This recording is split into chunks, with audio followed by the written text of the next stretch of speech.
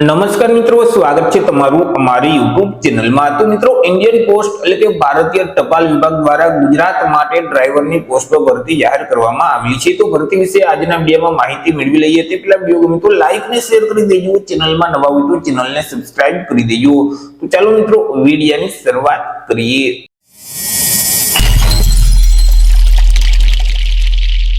તો મિત્રો, આજે ભરતીની જાહેરાત છે તે ઇન્ડિયન પોસ્ટ એટલે કે ભારતીય ટપાલ વિભાગ દ્વારા બહાર પાડવામાં આવેલી છે। ઇન્ડિયન પોસ્ટ દ્વારા ગુજરાત સર્કલ માટે જે મિત્રો અહીં સ્ટાફ કાર ડ્રાઈવરની જગ્યાઓ ખાલી છે, તો આ જગ્યાઓ ભરવા માટે લાયકાત ધરાવતા ઉમેદવાર પાસેથી અરજી ફોર્મ મંગાવવામાં આવેલા છે। તો સૌથી પહેલા આપણે વાત કરી લઈશું જગ્યા વિશે કે કુલ કેટલી જગ્યા છે, કેટેગરી મુજબ કેટલી જગ્યા રહેશે। તો કે કુલ 48 જેટલી જગ્યા પર આ ભરતી જાહેર કરવામાં આવેલી છે। હવે આ જે 48 જગ્યા છે તેમાંથી સામાન્ય વર્ગના જે ઉમેદવાર છે તેના માટે 30 જેટલી જગ્યા રહેશે। ઈડબ્લ્યુએસ કેટેગરીના ઉમેદવાર માટે 4 જગ્યા છે, એસસી કેટેગરીના ઉમેદવાર માટે 1 જગ્યા રહેશે, એસટી કેટેગરીના ઉમેદવાર માટે 2 જગ્યા, જ્યારે ઓબીસી કેટેગરીના જે ઉમેદવાર છે તેના માટે 11 જેટલી જગ્યા રહેશે। આવી રીતે કુલ 48 જેટલી જગ્યા પર આ ભરતી જાહેર કરવામાં આવેલી છે। હવે આ જે 48 જગ્યા છે તેમાંથી 2 જગ્યા માજી સૈનિક માટે અનામત રહેશે। વાત કરી લઈએ પે સ્કેલ એટલે કે પગાર ધોરણ વિશે કે ઉમેદવારોને કયા પગાર ધોરણ મુજબ પગાર આપવામાં આવશે। તો ઉમેદવારોને પે મેટ્રિક લેવલ 2 છે તે મુજબ પગાર છે તે આપવામાં આવશે, એટલે કે રૂપિયા 19,900 થી લઈ અને 63,200 નું જે પગાર ધોરણ છે તે મુજબ ઉમેદવારોને પગાર મળવા પાત્ર થશે।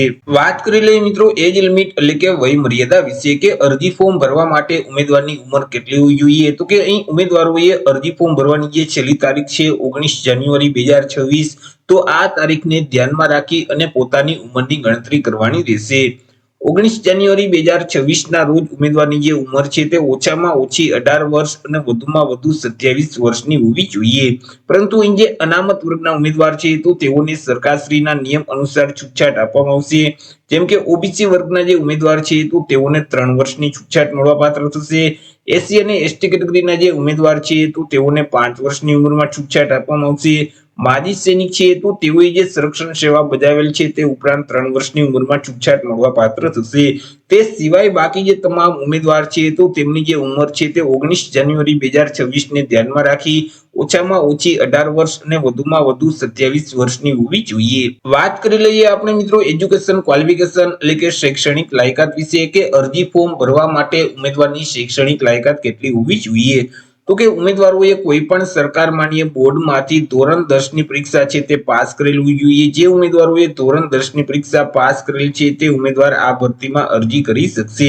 પરંતુ ઉમેદવાર પાસે લાઇટ મોટર વ્હીકલ અને હેવી મોટર વ્હીકલ ચલાવવાનું માન્ય ડ્રાઇવિંગ લાયસન્સ છે તે ફરજિયાત હોવું જોઈએ।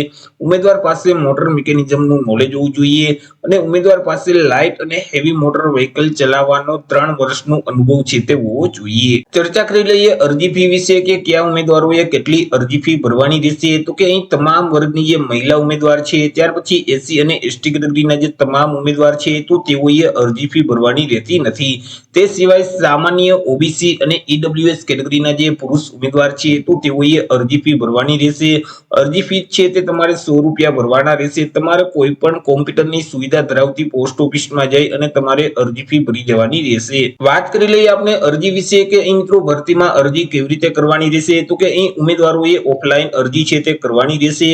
અરજી ફોર્મ છે તે જે ઇન્ડિયન પોસ્ટની ઓફિશિયલ વેબસાઇટ છે www.indianpost.gov.in નામની જે વેબસાઇટ છે તેના પરથી તમે ડાઉનલોડ કરી શકશો। અરજી ફોર્મ ડાઉનલોડ કરી તેની પ્રિન્ટ કાઢી તેમાં તમામ વ્યવસ્થિત વિગત ભરી તેની સાથે તમામ ડોક્યુમેન્ટ તમારે એટેચ કરી દેવાના રહેશે અને તમારે સ્પીડ પોસ્ટ કે રજિસ્ટર પોસ્ટના માધ્યમથી અરજી છે તે મોકલવાની રહેશે। તમે પ્રાઇવેટ કુરિયરના માધ્યમથી અરજી ફોર્મ મોકલશો તો તમારું ફોર્મ છે તે માન્ય નહીં ગણાય। તમારે માત્ર સ્પીડ પોસ્ટ કે રજિસ્ટર પોસ્ટના માધ્યમથી જ અરજી ફોર્મ છે તે ભરી મોકલી દેવાનું રહેશે। હવે અરજી ફોર્મ છે તે કયા સરનામા ઉપર મોકલવાનું રહેશે। તો અહીં સરનામું આપેલ છે senior manager mail motor service CPO compound Salapas road Mirzapur Ahmedabad 380001। તો આ સરનામા ઉપર તમારે અરજી ફોર્મ ભરી અને મોકલી દેવાનું રહેશે। તમારું ફોર્મ છે તે 19 જાન્યુઆરી 2026 સાંજના 6 વાગ્યા સુધીમાં એ મિત્રો સરનામા ઉપર તમારું ફોર્મ પહોંચી જાય એવી રીતે તમારે ફોર્મ ભરી અને મોકલી દેવાનું રહેશે। મિત્રો અહીં ઉમેદવારનું જે સિલેક્શન છે તે અલગ અલગ 2 સ્પર્ધાત્મક પરીક્ષાના માધ્યમથી કરવામાં આવશે। સૌથી પહેલા તો એક લેખિત પરીક્ષા લેવામાં આવશે, ત્યાર પછી અહીં મિત્રો પ્રેક્ટિકલ પરીક્ષા લેવામાં આવશે।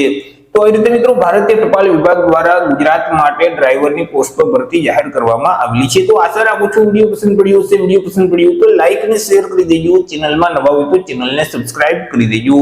ફરી મળીશું એક નવા ટોપિક સાથે એક નવા વિડીયોમાં. ત્યાં સુધી જય હિન્દ, વંદે માતરમ.